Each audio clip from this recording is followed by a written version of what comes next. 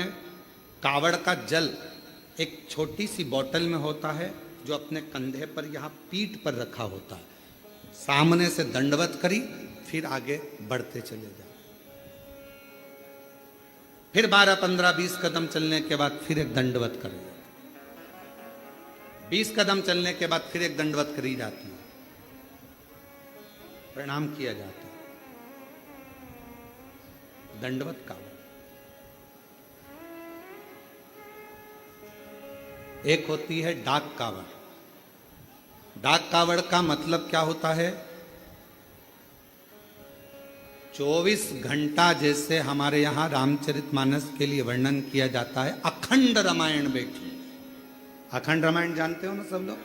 अखंड रामायण का मतलब होता है दोपहर में 12 बजे चालू हुई है तो दोपहर में 12 बजे के पहले उसका विराम, 12 बजे तक उसका विराम होना चाहिए। 24 घंटे के अंदर वो विराम। डाक कावड़ का मतलब यही होता है। इस कावड़ को जहां से भरा जाता है, वहां से लेकर 24 घंटे के अंदर जहां जाना है मंजिल पर, जिस मंदिर तक, जिस देवालय तक, शिवालय तक जाना है, 24 घंटे के अंदर वो पहुंचना चाहिए। चाहे तुम दौड़कर जाओ, भागकर जाओ, लेकर जाओ, पर 24 घंटे के अंदर वो पहुंचती है। और एक होती है खड़ी कावड़। खड़ी कावड़ किसको कहते हैं? खड़ी कावड़ में तुम मंदिर, तुमने जल लिया गंगा जी का, तो आपने जल लिया माँ सीवन का, आपने जल लिया माँ सरयू जी का, मंदाकिनी का, यमुना जी का, क्षिप्रा जी का, नर्मदा जी का। खड़ी कावड़ में कहीं रुकना नहीं है, चलते जाना है। कावड़ कंधे से नीचे उतरना नहीं है। वो कावड़ फिर इस कंधे से इस कंधे पर नहीं आती, एक ही कंधे पर चलती है। चाहे तुम जिस भाव से, फिर वहां बैठा नहीं जाता, चलते जाओ, चलते जाओ, चलते। फिर एक कावड़ आती है भगवान की अलख कावड़। अलख कावड़ किसको कहते हैं? जिसमें भगवान के मंत्र का उच्चारण, जहां से जल भरा जाता है वहीं से मंत्र का उच्चारण चालू हो जाता है। बोल बम, बोल बम, बोल बम, बोल बम। अब कोई तुमसे बात नहीं करेगा तो उसमें बोल बम निकलना चाहिए, उसमें हर हर महादेव निकलना चाहिए, श्री शिवाय नमस्तुभ्यम निकलना चाहिए, ओम नमः शिवाय। जो मंत्र तुमने उठाया वो मंत्र तुम्हारे मुख से निरंतर चलना चाहिए। तो कई माताएं उसको बोलती हैं, आगे बोलो बोल बम, पीछे वाले बोल बम, खाने वाले, पीने वाले, चलने वाले, आने वाले, सोने वाले, आते बोले, जाते बोले। तो ये इसमें मंत्र का उच्चारण जहां से कावड़ उठती है, अलख कावड़ में केवल अलख जगाई जाती। जल लिया, चलते गए, भोजन करने भी बैठे हो, कोई से बात भी करोगे तो बोल बम उसमें निकलते रहना चाहिए, निरंतर जप चलना चाहिए, निरंतर। अब रेवा सुतार की कथा कहती है। एक रेवा सुतार लोगों के घरों में काम करता, कभी कुर्सी बनाता, कभी कुछ बनाता, कभी कुछ बनाता, कभी चौकी, कभी चौरंग, कभी पलंग, कभी खटिया, कभी कुछ बनाता रहता। परिस्थिति का ठीक नहीं था, उसके पास में इतना धन नहीं था, इतना वैभव नहीं था उसके पास, इतना धन।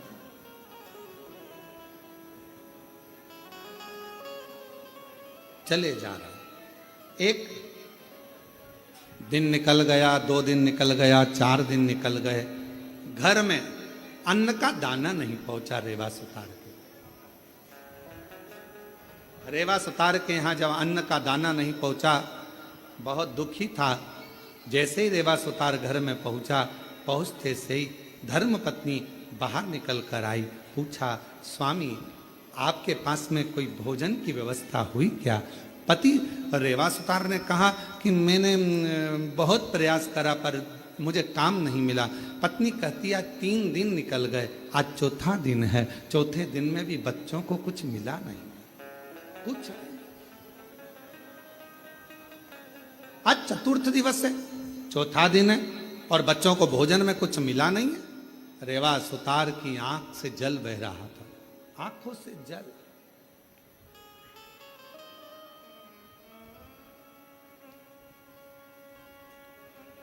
शिक्षा भोजन, वस्त्र, चिकित्सा देना पिता का कार्य है। क्या क्या चीज, जम के बोलो जरा। शिक्षा, चिकित्सा, भोजन, वस्त्र, बच्चों को देना ये पिता का कार्य है। फिर माँ का काम क्या है? तो कहा माता का कार्य है अपने बच्चे को अच्छा संस्कार देना और परमात्मा की शरणागति करना। माँ का कार्य है बच्चों को संस्कार प्रदान करना। शिक्षा कहीं पर भी मिल सकती है, अच्छी अच्छी एजुकेशन मिल रही हैं, अच्छी अच्छी कोचिंग मिल रही हैं, अच्छा अच्छा स्कूल है, अच्छा अच्छा ट्यूशन है, शिक्षा कहीं पर भी मिल सकती है, पर संस्कार हर कहीं पर नहीं मिल सकते। संस्कार तो आपको अपने घर में ही प्राप्त होगा। हमारे घर का जो संस्कार होगा वो हमारे सामने झलकेगा। हमारे घर में कैसा रहने का तरीका है, हमारे घर में बोलने का तरीका कैसा है, हमारे घर में कौन अपशब्द कह रहा है, वैसा तरीका घर के बच्चे सीखते हैं। शिक्षा कहीं पर भी मिल सकती है, पर संस्कार तो केवल हमारे घर के अंदर ही प्राप्त हो सकता है, घर के अंदर। अब रेवा सुतार की पत्नी ने कहा कि बच्चे 3 दिन के भूखे हैं, 2 भोजन नहीं मिल पा रहा है, आप कृपा करिए। इतने में तुरंत धर्मपत्नी ने जैसे ही सुना, पत्नी ने कहा, पति की आंख से आंसू बहने लगे, मेरे बच्चे भूखे हैं, मैं वापिस जाता हूँ। रेवा सुतार फिर निकल गया और जैसे ही रेवा सुतार आज जा रहा था, जाते जाते रेवा सुतार पहुँचते पहुँचते कहीं से आवाज़ लग जाए, कहीं से कोई बोल दे, हमारे घर का ये काम है सुतार तुम कर दोगे, थोड़ा सा हम तुम्हें भाग दे देंगे। कोई की आवाज़ नहीं आई, कोई की आवाज़, कोई नहीं। तब श्रावण का महीना था, शिव भक्त कावड़ लेकर जा रहे थे। कावड़ उठाने वाले भक्त का जो बांबू था, डंडा था, कावड़ के वजन से वो बीच में से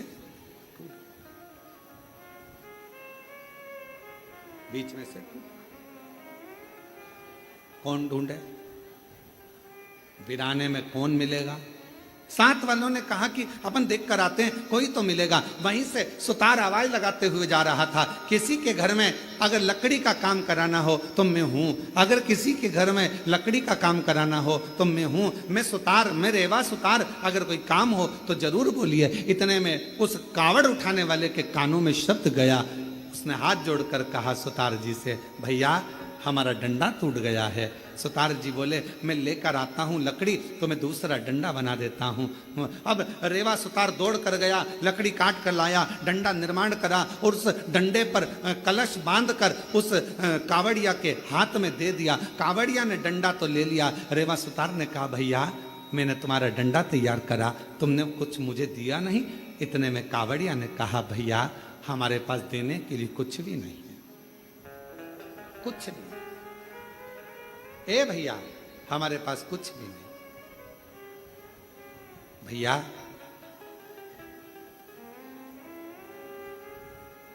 हम जल लेकर चले थे ना, वहां से हमारे पास में जो भी था सब छूट गया, हमारे पास कुछ नहीं। ए भैया, रेवा सुतार की आंख में से जल बहने लगा। अब भोजन भी नहीं, बच्चों को काम किया तो पैसा भी नहीं। रेवा सुतार ने मन में सोचा, इससे तो अच्छा है कि मैं भी इनके साथ कावड़ भरने चले। घर जाऊंगा, पत्नी कहेगी बच्चे भूखे हैं, भोजन कहाँ से लाऊंगा, क्या करूंगा, पर अपनी पत्नी और बच्चों के पीठ दिखाकर भागना ये भी अच्छी बात नहीं। रेवा सुतार ने सोचा, एक काम करता हूं, अगली बार कावड़ भरने जाऊंगा, अभी तो मैं अपने घर जाता हूं। चलते चलते रेवा सुतार जब घर की ओर चले, चलते चलते जैसे ही कावड़िए की कावड़ का डंडा कलश भगवान देवाधिदेव महादेव के पास पहुंचा, जल समर्पित किया। समर्पित करते से ही देवाधिदेव महादेव ने सबसे ज्यादा सराहना उस रेवा सुतार की करी। उस रेवा गया, मेरे देवाधिदेव महादेव करुणा करने वाले, 2 लोटा 1 डंडा लेकर उसी कावड़िया का रूप रखकर रेवा सुतार के दरवाजे पर पहुंच गए। आवाज लगाई, ए रेवा सुतार, ए रेवा सुतार। रेवा सुतार ने कहा कौन है भैया? जो आकर देखा तो जिसका मैंने डंडा तैयार करा था, जिसकी कावड़ मैंने तैयार करी थी, वो कावड़िया जा रहा था, डंडा टूट गया था। कावड़ का डंडा टूटने पर मैंने तैयार करा था। भैया क्या बात है? इतने में उस कावड़िए ने कहा, भैया रेवा सुतार, तुम्हारे को हमने दक्षिणा में तुमने हमारा डंडा ठीक करा था, उसका शुल्क नहीं दे पाए थे, इसलिए हम ये 2 लोटे 1 डंडा कावड़ का तुम्हें दिए जाते हैं। अब तुम इसको रखना, यही हमारा तुम्हारा शुल्क है। जैसे ही 2 लोटा 1 डंडा कावड़ का रेवा सुतार के पास में आया, रेवा सुतार ने सोचा चलो पैसा नहीं आया तो कोई बात नहीं, अगले साल यही डंडा यही लोटा लेकर चले जाएंगे। नहीं आया तो कोई बात, रख दिया कावड़ का लोटा और डंडा। पत्नी से कहा मैं जाता हूं, दूसरा दिन था। अलख लगाई, किसी के यहां काम हो तो बताओ, बढ़ई का काम कराना हो, सुतारी का काम कराना हो, लकड़ी का काम कराना हो तो बताओ। कोई नहीं। इतने में पत्नी ने विचार करा,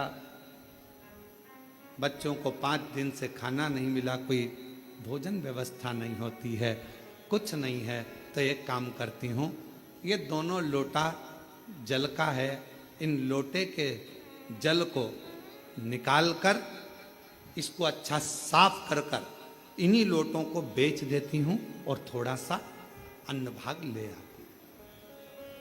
पत्नी ने जैसे ही लोटे के अंदर हाथ डालकर लोटे को राख से मांजने का प्रयास करा, राख लगते से ही लोटे के अंदर से खन्न आवाज आई। जो खन्न आवाज आई, पत्नी ने सोचा ना जाने इसमें क्या भरा है। जो पत्नी ने उल्टा करा, उसमें से एक सोने की गिन्नी सिक्का निकल कर सामने, एक सिक्का सोने। पत्नी ने सिक्का देखा, दौड़ती दौड़ती पल्लू में बांध कर रेवा सुतार के पास गई। तुम जो लोटा लेकर आए थे, ना जाने किसने क्या दे दिया था, उसमें सोने का सिक्का है, चलकर देखो। पति ने जाकर जो देखा सोने का सिक्का, ना जाने बेचारा किसका रह गया, जाकर देता हूं। सिक्का लेकर दौड़ पड़े। दूसरा दिन फिर आया, पत्नी ने फिर लोटे को मांजने का प्रयास करा, सोने का सिक्का फिर गिर जाता। फिर पत्नी उस सिक्के को लेकर जाती, पति उस सोने के सिक्के को ढूंढता उस कावड़िया को देने के लिए, पर उसको क्या मालूम कि वो कावड़िया नहीं था, मेरा महादेव स्वयं कावड़िया बनकर आया था, जो लेकर चले गया।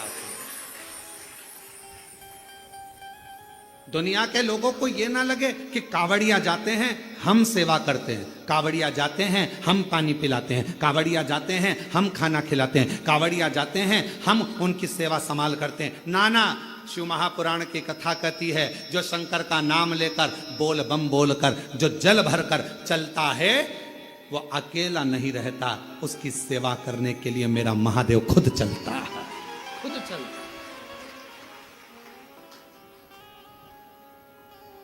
रेवा सुतार धनपति, वैभवपति, सत्तापति, करोड़पति बन गया।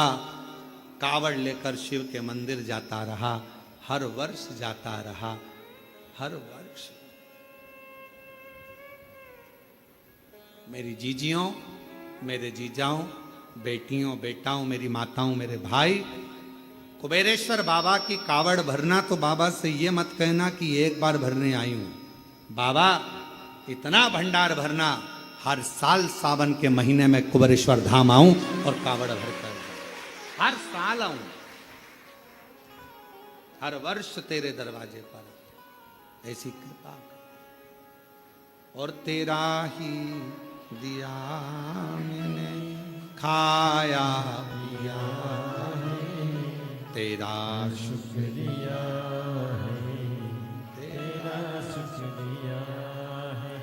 मुझे भोले बाबा ने बहुत दे दिया है, तेरा शुक्रिया है, तेरा शुक्रिया।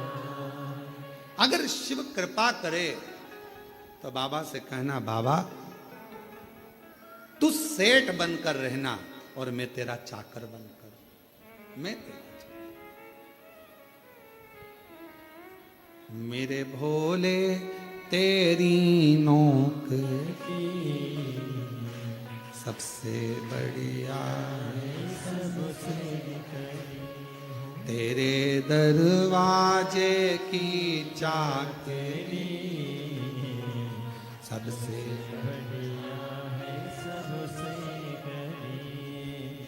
जब से तेरा गुलाम हो गया तब से मेरा भी नाम हो गया जब से तेरा गुलाम हो गया तब से मेरा भी नाम हो गया वरना औकात क्या थी मेरी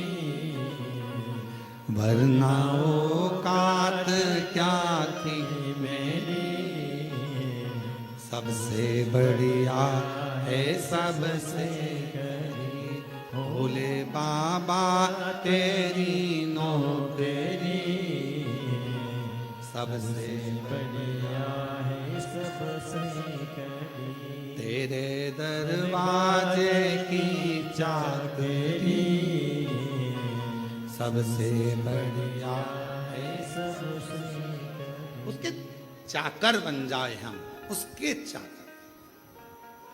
अच्छा दुनिया के लोग कहते हैं सेठ बनने में फायदा है पर तू हमारे यहाँ तो शिव महापुराण जी कहती है कि चाकर बनने में भी बहुत फायदा है बहुत फायदा। सेठ बनोगे तो बिजली का बिल तुम्हें ही जमा करना है गाड़ी में पेट्रोल बोलते जाओ तुम्हें ही डलवाना है सारा टेंशन तुम्हारा सारा टेंशन। अच्छा तुम देखना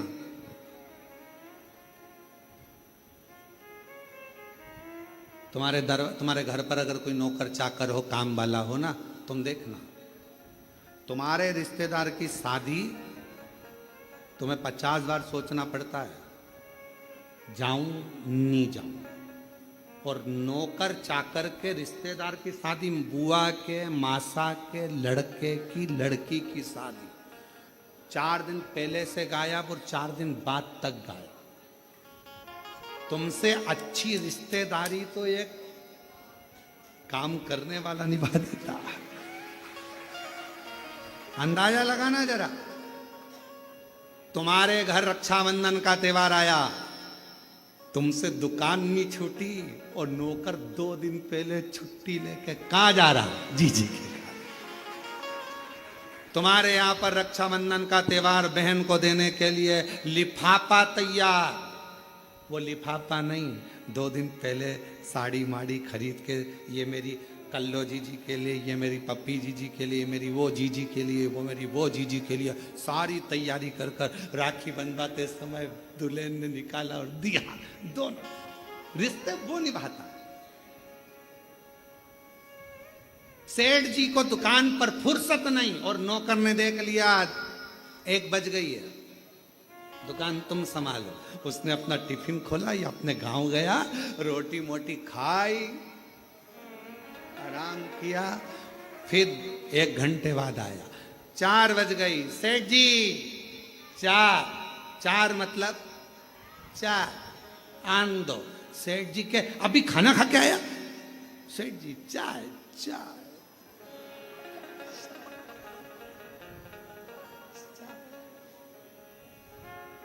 एक दिन नौकर का मन कर गया फिल्म देखने जाना। सेठ जी ने पूछा क्यों रे कल नहीं आया? नहीं।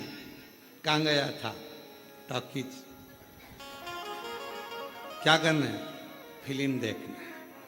सेठ जी चक्कर खा रहे हम कमा कमा के मरे जा रहे तू टीवी और फिल्म देखता। अगर एक सेठ को सही जिंदगी जीना सीखना है तो अपने नौकर से सीख लेना चाहिए फुल एंजॉय। Full enjoy. अगर एक सेठ को अपनी जिंदगी जीना सीखना है तो नौकर से सीखो। टाइम पर भोजन, टाइम पर चाय, टाइम पर आना, टाइम पर जाना। भले तुम्हारी दुकान पर 50 ग्राहक खड़े हों 5-6 बजी ये चला उसे कोई मतलब नहीं। साफ फटका ये चला। रिश्तेदार के यहाँ शादी 4 दिन पहले 4 दिन बाद दुकान संभालो तुम, फुल एंजॉय। तो सेठ कहते तेरे पास खाने के लाले पड़ रहे हैं, नहीं आएगा तनख्वाह काट लूंगा। भले काट लो, पर जिंदगी तो ऐश की जीऊंगा, जिंदगी ऐश की जीऊंगा। भले काटो तनख्वाह, पर जिंदगी फुल एंजॉय से जीऊंगा। और बेचारा सेठ डिप्रेशन में गोली खा रहा और नौकर 4 बजे की चाय पी रहा। Full enjoy. सीखो।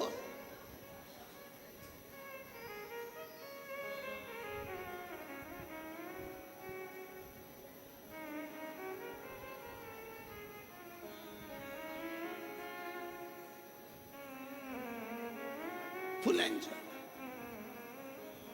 हम अपनी जिंदगी को सही नहीं जी पा रहे। सीखो। इसलिए अपने घर की दरवाजे पर श्री शिवाय, दुकान के दरवाजे पर श्री शिवाय, गाड़ी के द्वार पर श्री शिवाय नमस्तुभ्यम लिख दो। ये गाड़ी, ये बंगला, ये सब तेरा है सरकार, हम तो तेरे चाकर हैं। समय समय पर हमको तनख्वाह देते रहना, बाकी का तू संभालते रहना। बस चिंता तेरी।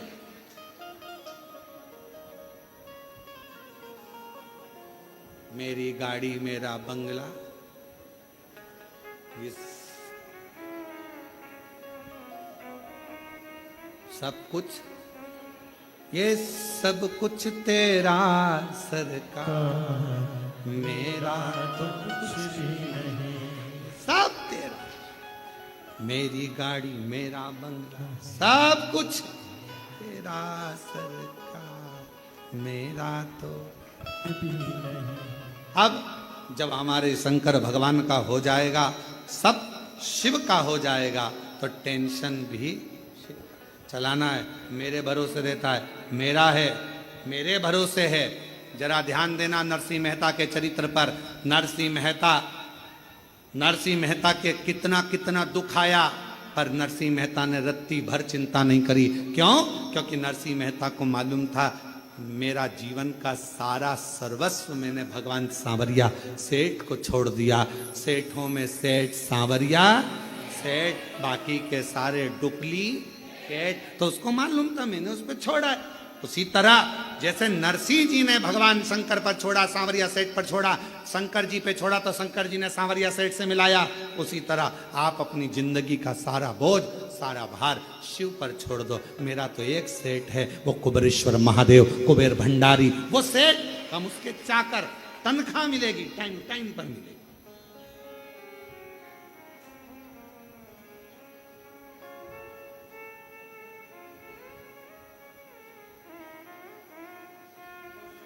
मेरी किस्मत का जब गुल खिला, तब जा कर के ये दर मिला। मेरी किस्मत का जब गुल खिला, तब जा कर के दर मिला। मिल गई मुझको चौखट तेरी, मिल गई मुझको चौखट तेरी। सबसे बढ़िया है सबसे कड़ी, हो मेरे बाबा तेरी नौकरी। सबसे बढ़िया है सबसे कड़ी। बस उसके आश्रित हो जाओ।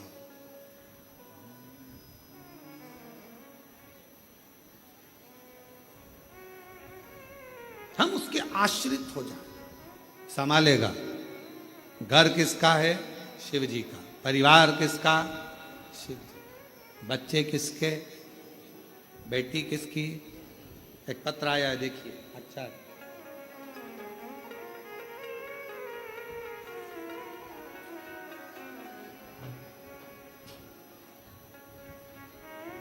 मैं राजेश्वरी राजपूत, पति राज सिंह राजपूत, ग्राम महुना, जिला सागर, मध्य प्रदेश की रहने वाली हूँ। कहीं बैठी हों तो हाथ हिला सकती हैं, और अगर आई हो कहीं बाहर बैठी हो तो पीछे वाले रास्ते से आकर एक बेलपत्र ले सकती हैं। मेरा नाम राजेश्वरी राजपूत पति राज सिंह राजपूत, ग्राम महुना, जिला सागर, मध्य प्रदेश की रहने वाली हूँ।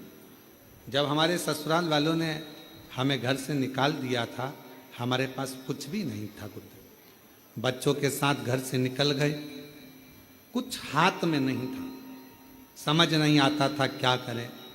पहले विचार करा क्या शरीर छोड़ दें, पर बच्चे साथ में करें क्या। तब किसी ने कहा कि एक सियोर वाला महाराज है, वो एक लोटा जल चढ़ाने का कहता है। हमने भी एक लोटा जल चढ़ाना चालू करा और बाबा से विनय करते, किराए का मकान, विनय बाबा से निवेदन, तू जान तेरा काम, हमारा कोई भी नहीं है। रोज बाबा के मंदिर जाती, शिव जी का पूजन करती। गुरुजी एक लोटे जल का मैं क्या बखान करूं। बाबा ने ऐसा हाथ पकड़ा कि मेरा घर बाबा ने बनवा दिया और मेरी बेटी की भी शादी मेरे बाबा ने करा दी, और बाबा की कृपा से आज सब कुछ शिव जी ने मुझे दे दिया। ये शिव। एक पत्र और देखिए, बड़ा सुंदर।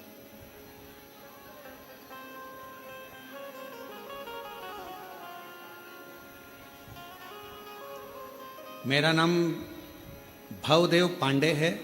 मैं जनपद महाराजगंज यूपी का रहने वाला हूँ। कहीं बैठे हों तो हाथ हिला सकते हैं, और अगर कहीं बैठे हों तो पीछे से आकर एक पीछे वाले द्वार से आकर एक बेलपत्र ले सकते हैं।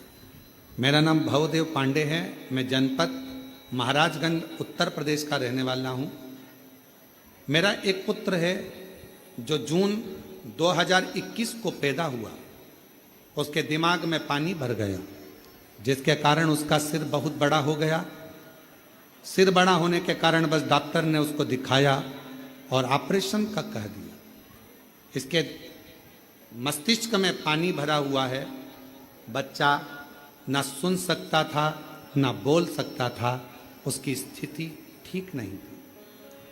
डॉक्टरों ने ऑपरेशन का बोल दिया, और ऑपरेशन करने के बाद डॉक्टर ये बोलते हैं कि ऑपरेशन तो हम कर देंगे, पर इस बच्चे की कोई गारंटी नहीं है। ब्रेन खुलेगा, पानी निकाला जाएगा, क्या होगा इसका भरोसा नहीं।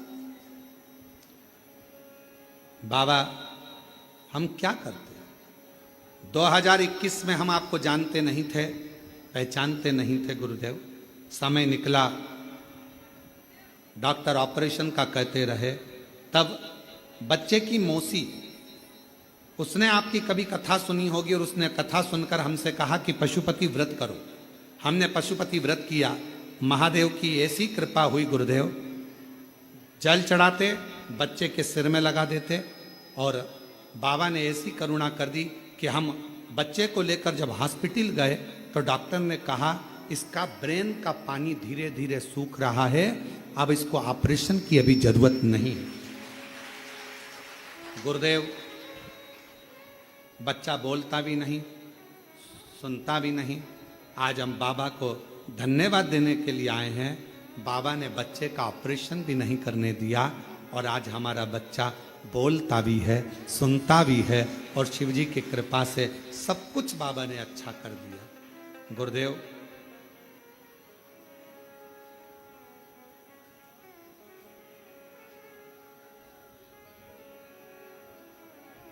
एक लाइन उन्होंने लिखी है प्रसन्नता के भाव में, गुरु गोविंद दऊ खड़े काके लागू पाऊं, और बलिहारी गुरु आपने जो गोविंद दियो बताए। बड़ी कृपा करी गुरुदेव। बच्चे की जिंदगी थी पूरी बर्बाद हो जाती, पर आपने एक लोटे जल से ऑपरेशन नहीं होने दिया, और मेरा बच्चे का ब्रेन भी ठीक हो गया, बोलना भी चालू हो गया और सुनना भी चालू। शिव शिव, उसको शंकर, उसको ओघड़दानी, उसको त्रिकालदर्शी कहते। शंभु